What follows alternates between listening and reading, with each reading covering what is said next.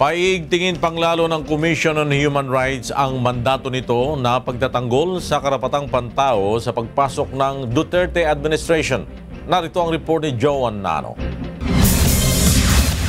Nanindigan si Commission on Human Rights Chair Jose Luis Gascon na magpapatuloy pa rin ang kanyang trabaho sa kabila ng posibleng banta sa pag-aalis sa kanya sa pwesto ng bagong administrasyon.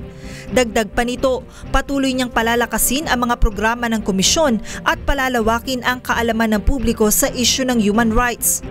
Bilang referee, ang aming tungkulin lang po ay i-call out, cross the line o foul.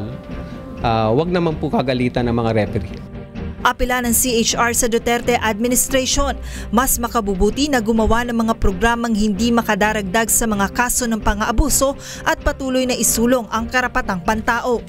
Kung magkakaroon po tayo ng kultura ng karahasan ay maaring yung hangad natin na law and order ay mapalitan ng lawlessness and fear. Sana yung mga gagawin nilang programa ay sang-ayon sa karapatang pantao at hindi makadagdag sa mga pang-aabusong nakikita na natin. Joan Nano, UNCV News Worldwide.